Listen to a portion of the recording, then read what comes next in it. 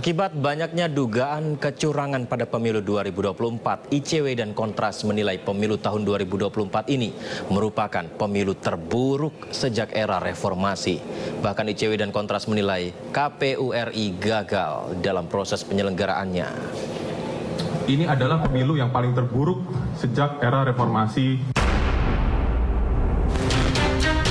Indonesia Corruption Watch atau ICW dan Komisi untuk Orang Hilang dan Korban Tindak Kekerasan atau Kontras menilai KPU RI gagal dalam proses penyelenggaraan pemilu 2024. Bahkan ICW dan Kontras menilai pemilu 2024 sebagai pemilu terburuk sejak era reformasi.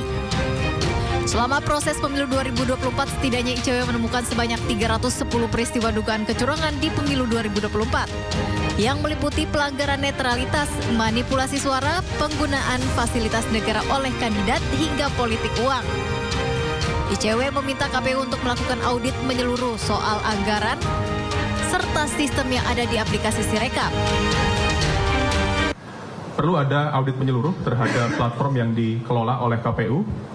Audit itu meliputi dari proses perencanaannya, bagaimana, proses implementasinya, bagaimana, termasuk juga anggarannya, begitu ya.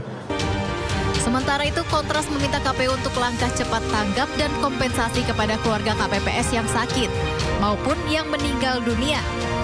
Kontras juga masih menerima dugaan intimidasi sehingga harus ada pengawasan keamanan yang ketat kepada petugas KPPS. Dari data pemantauan yang dilakukan oleh Kontras, setidaknya kami mencatat ada 13 peristiwa penganiayaan, 5 peristiwa bentrokan, dan 8 lainnya yaitu intimidasi begitu. Nah, berbagai peristiwa kekerasan ini berpotensi dapat terjadi dalam beberapa waktu ke depan karena proses rekapitulasi, proses perhitungan masih terjadi, sehingga kami mendorong terhadap aparat penegak hukum untuk kemudian melakukan pengawasan secara ketat sehingga tidak menimbulkan korban selanjutnya begitu.